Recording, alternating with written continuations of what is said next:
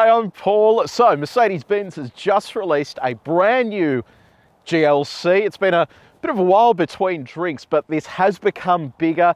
It's also become more expensive as well. It's about 10% more expensive than the outgoing version. It's only available in one specification here in Australia, and it is the GLC300.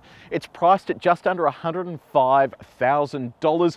This competes with things like the Audi Q5, the BMW X3 and the Lexus NX. Today we're going to do a detailed review of this car, so if you do want to skip ahead to other parts of this review, you can use the time codes that are on the screen, or if you're on YouTube, you can scroll down and use the chapters below. And if you haven't done so already, subscribe to our channel and press the bell icon so you can find out every single time we drive a new Benz. Let's talk design. So you've got 9 colours to pick from. They're all free except 2 of them, and they're the 2 manufacturer colours. So they're nice and fancy, but most of your colours are free, which is great news. On the design front, it actually looks kind of similar to the outgoing GLC, which isn't such a bad thing. I think that was a pretty sort of decent looking car. So big grille down the bottom here, massive Mercedes-Benz logo. That thing is enormous. 3-pointed star there on the bonnet as well. A little bit of chrome as well. This comes standard with the AMG line for Australia. Camera down the bottom there and a bit more chrome as well. Full LED headlights. You can also option as part of a, look at the $7,000 option pack that includes digital headlights, which is what we have fitted here. This actually debuted on the S-Class, and it's cool to see that they have filtered this down to vehicles like the GLC. So it works really well at night. You get some fantastic projection too. So pretty impressive setup there. Bit of aero down the bottom here, and then if we whip around to the side, you get 20-inch alloy wheels as standard. Decent bit of profile there, so 45 profile, and they're also quite wide, so staggered with 255 up the front here, and then they're wider at the back, so that's going to give you better road holding in effect. So we'll see how that works when we go for a spin. AMG line also comes with the I guess the better brake option. It's a perforated brake setup with big calipers there. So machine finish on the outside, and then piano black on the inside there as well. Wheel arch cladding, but it matches the body colour. Ground clearance is under 200 millimetres, so while it does have an off-road mode, you're really not going to be doing any rock hopping or anything like that. Up the top here, body colour on the wing mirror with an indicator built into there and a camera there for the 360 camera. I quite like what they've done here with these side steps. So obviously if you have kids and stuff like that, side steps are great for getting in, but you don't need to have kids access this part. And the downside with big side steps, like on my Raptor, for example, when you get out of the car, you always dirty your jeans. So it's good that they actually have a bit of a taper, and then at the back here it gets a bit bigger, so the kids can stand on it, but you still have that profile that runs down the side, and you don't end up sort of getting yourself too dirty as you get in and out of the car. A bit more chrome around the window sills there. Roof rails, you get panoramic glass roof as standard, privacy glass. Then come around to the back with me. So you're going to find yourself LED tail lights back here. They look really nice. They're a frosted finish too. 4MATIC there because this comes in one spec with all-wheel drive, and then GLC300 just here. Fake exhaust pipes. Really don't understand why they do that, but it's there anyway. And then finally, you also have a brake light up the top here. So let me know what you reckon about the new GLC in the comments section below. It's a big step up in price. Do you think it is too much of a step up in price? Let me know down there in the comments section. So we are inside the GLC. This is what the key looks like. You've got the Mercedes logo, which locks. You have an unlock button, a boot button, and then it's blank on the back. Nice and cold to the touch as well. You have a start button up the top here, and it's a proximity sensing key, so you can just grab the door handle and in you go. There is also a fingerprint reader as well, so that allows you to bring up your personal settings, which is kind of cool. So yeah, look, this is a massive step forward over the previous generation of GLC. I mean, it just looks a lot more premium, and to be honest, it kind of needs to. For 105 grand, it needs to actually look like it's worth that. And I think they've done a great job here with these materials along the top of the dashboard, LED lighting. Everything just feels really nice and solid and expensive, which I think is good news. Big tech stack here and ahead of the driver too that I'll run you through shortly as well. While it does all look nice and premium, there is a lot of piano black here in the center. What about your touch points? So soft there and soft on the door as well. How soft are they? We've got our durometer. We've tested the main surfaces in this cabin. If you want to see how this car compares to others that we've tested before, have a look at the link in the description below. Now, build quality. All feels really nice and solid, and this is what the door sounds like. So let's talk infotainment. So you've got this enormous display here and then another smaller screen ahead of the driver. This measures around 12 inches in size, and I guess it kind of makes you feel like you're buying an S-Class. It is just a really high-end looking setup. It features what's called zero layer, which is their new layout for this infotainment system. You can change back to the classic view by pushing and holding the home button. And that goes back to what MBUX used to look like.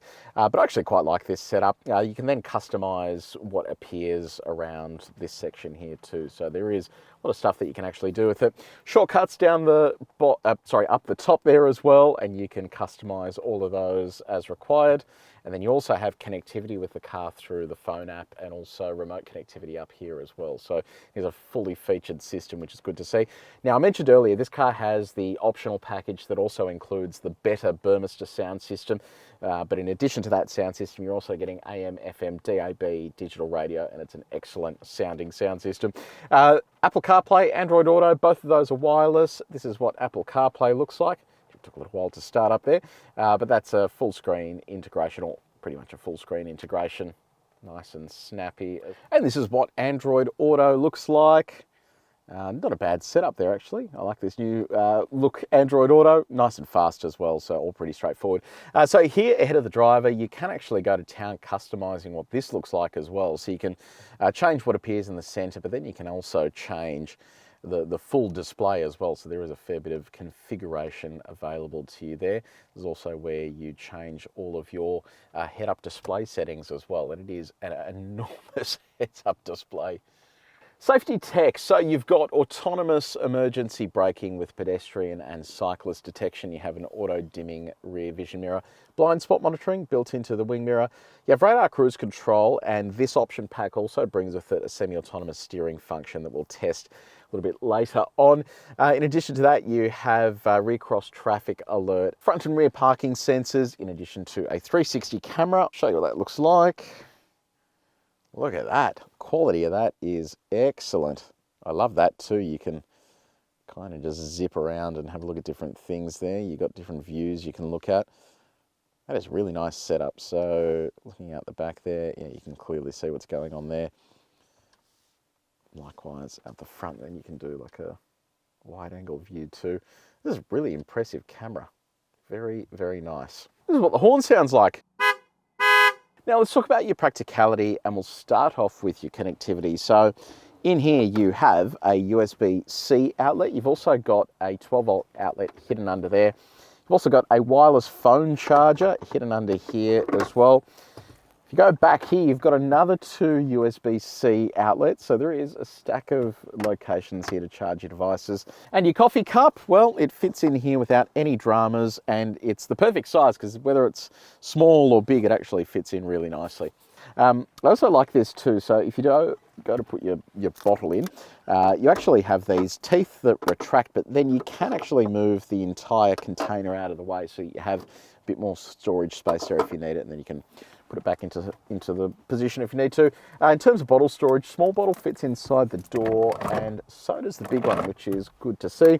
Other storage, this center console is nice and deep there too, and you have a glove box down here that is really quite large as well, which is very good to see. Now, just before I run you through the comfort features, you can actually get, I think, 3 interior colors here as well, so you can change it up if you do want to.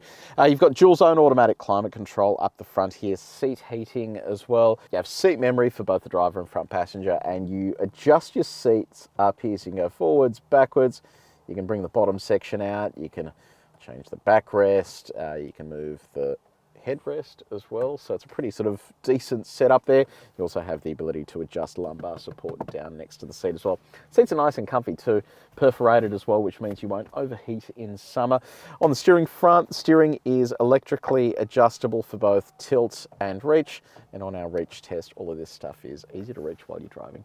So second row, what's it like back here? So knee room is not too bad, toe room is pretty good, head room is not too bad as well. So you can see that extra wheelbase has helped with leg room here in the second row. Air vents, you get map pockets, a little bit of a storage nook there, which is nice to see. You've also got storage inside the doors for your bottle. Bottle can also live here in the center armrest. So you give this a double tap, bottle goes in there. and then also fits inside the door as well. You've got ISOFIX points on the 2 outboard seats for the kids, plus 3 top tether points. And what about our window test? It's auto up and down. Boom, goes all the way down as well. Very nice to see. Let's chat cargo space. So you're on a longer wheelbase, the vehicle is longer as well.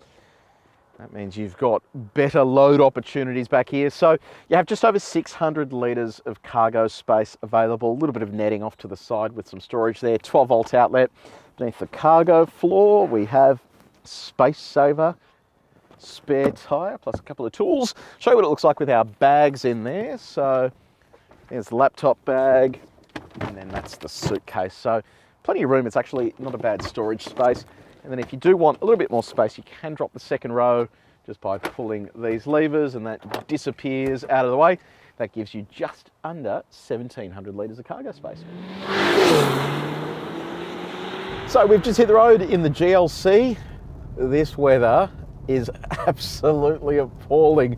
It is raining cats and dogs, and it is 9.5 degrees outside. So yeah. Anyway, so it's going to limit what we can do today, but we'll see what we can get away with. So I'll run you through the only engine that's available in GLC for the moment. I think there is AMG stuff coming, so a 43 and a 63, and they'll probably mimic what's on offer there in the C-Class range as well, but this is all we have here in Australia, the GLC300. So under the bonnet, it uses a 2-litre turbocharged petrol engine, 4-cylinder. In addition to that, it also uses a 48-volt mild hybrid system. It's actually a really, really nice system, and they haven't gone sort of too crazy with what they're trying to do with it. But the thing I love the most is when you come to a stop, it has an integrated starter generator. So basically, as you're rolling to a stop, it's able to switch the car off, and then when you roll out of the brake and onto the throttle, you cannot even feel it switch on. Like, I don't even understand how they do that. It is so imperceptible. And that's all thanks to that integrated starter generator.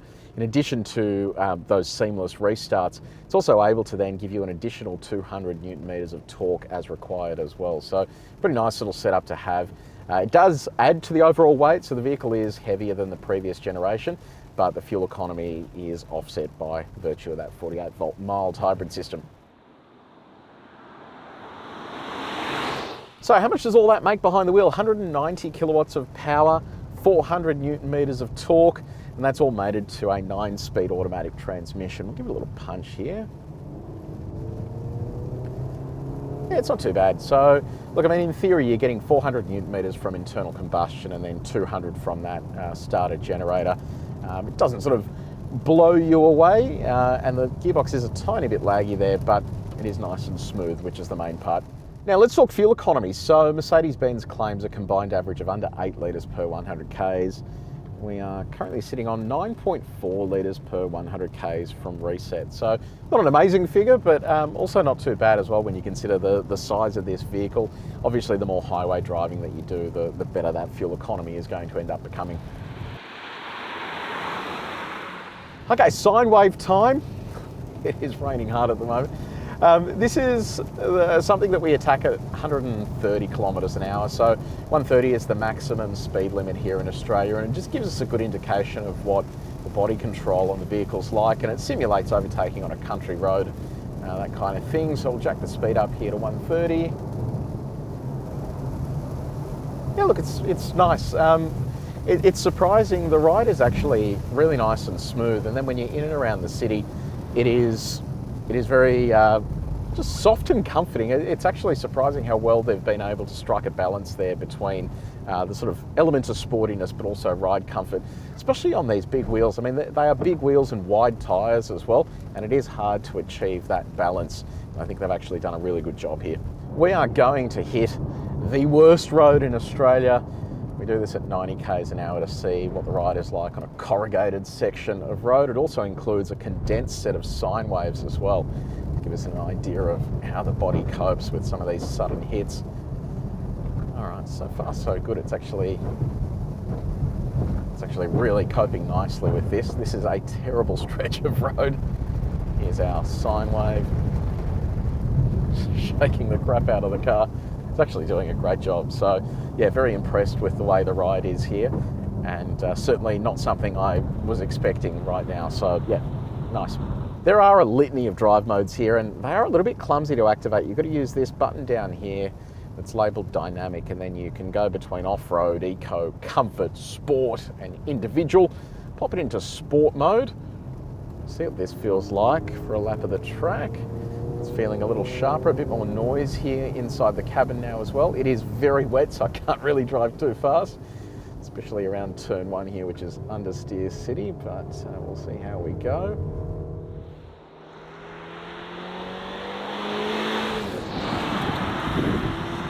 Actually has a fair bit of traction, and that's all thanks to that staggered tyre width. So even the front tyres are wide, but at 285 on the rear, you actually have a lot of rubber there on the road. And this actually feels significantly more dynamic than the previous generation of the GLC. It has a little bit of body roll, but it is perfectly manageable. Feel through the steering is great. The brakes feel really good as well. They have that perforated setup there with the cross drilling. Doesn't actually feel front-wheel drive biased either. It's giving me a really nice distribution of torque between the front and the rear axle there. It's actually just really fun to drive as well. So I think they've actually done a good job with this. It is quite impressive that they've been able to transform the GLC from being a bit sort of mopey into something that is actually pretty engaging to drive, especially like right now when it is absolutely drenched out here. Now let's talk road noise. It's actually not too bad. It's nice and quiet inside the cabin. You do get a little bit of noise on coarse chip country roads, but outside of that, it's all pretty straightforward. We actually measured it with our calibrated sound meter. If you do want to see how this car compares to others that we've tested before, have a look at the link in the description below. Let's talk visibility. So I can see clearly down the front of the vehicle there. Wing mirrors are reasonably sized. Visibility down the side's good, and I have that blind spot monitor there as well. Visibility out the back isn't too bad. Sort of a pretty decent envelope. And then these cameras are excellent, so it means that if you are parking in and around the city, it's all very straightforward. Okay, so time to test the semi-autonomous systems in the car. So what we do is on the 3 outer lanes, we activate the semi-autonomous steering function, and then as the banking gets steeper, that's a really good indication of how willing this car is to input steering torque when it comes to a tighter turn on a road. So let's set this to 70 k's an hour. The steering wheel has gone green there. You can see that up the top. So the first lane, it's good. It's holding us pretty central to the lane there, which is great. So I'll change lanes now to the next lane over. Okay, let's see how it goes here. Wait for that to activate. All right, that is doing a nice job there. It's keeping us pretty central. All right, let's jump over to the hardest one. We'll see if it will work up here on the banked lane. So I'll slowly let go of the steering wheel. It doesn't look like it. It's interesting, the steering wheel has gone green, saying it's active, but it's not willing to hold us here in this lane. If I let go of that, it kind of tries to hold us in, but then it's bringing us back in slowly. Yeah, it is bringing us back in, but it definitely shouldn't be crossing the line like that. So we're actually testing the iX1 here today at the same time, and that actually managed to do this well. This is kind of veering all over the place here. So yeah, good for lane 1 and 2, but not good for our steepest lane, lane 3. Performance testing. Now, before I get into some performance testing, I want to tell you about Help Me CarExpert. Drew our inspiration from Help Me CarWow. We basically have a set of dealers that we vet, and to help you get the best deal and to find the best dealer to deal with, we can put you in touch with them. So hit Google up, type in Help Me CarExpert, and that'll take you to the CarExpert website. We are a big company. We have like 50 full-time staff, and have some people that want to make your buying journey as good as humanly possible. Now, we're going to put this into sport mode.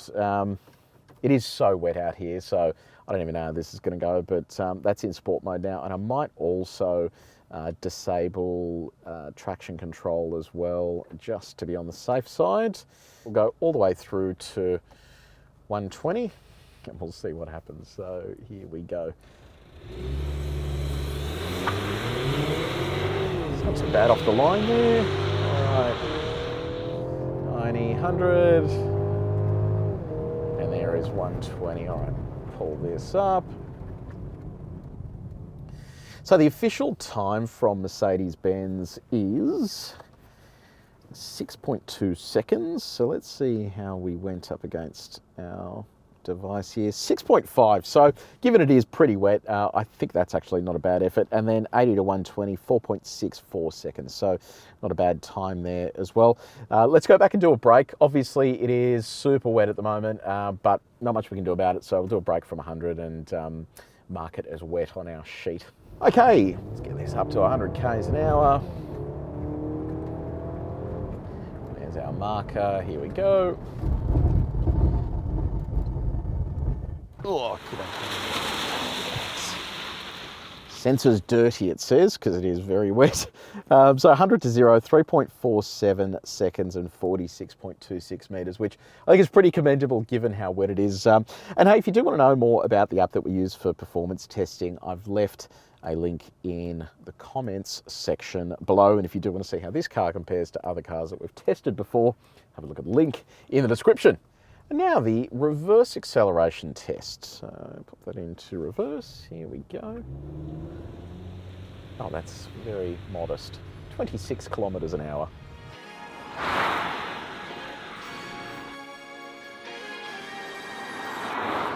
Okay, so Mercedes-Benz GLC.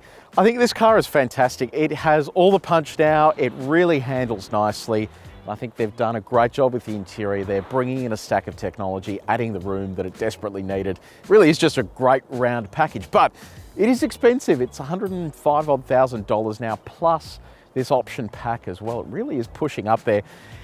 With that in mind, the rest of the competitors are doing the same. The X3's gone up in price, the Q5 as well gone up in price. But I don't know, I look at something like the XC60 we drove recently in base model trim. It was around the $70,000, $80,000 mark, and I don't see where you're getting 20 grand worth of extra value in this, and it may just be that Volvo is yet to catch up on the jacking up price thing. It is an unfortunate reality in the world we live in at the moment. So yeah, look, if you do put the price to one side, I think this is probably the leader in this segment now. They've done a great job with it. So let me know in the comments section below, are you willing to spend this kind of money? I am keen for your feedback. Let me know down there. Have you bought one of these? What color, and did you end up ticking that option box as well for the sound system and the other bits and pieces? Let me know in the comments section below.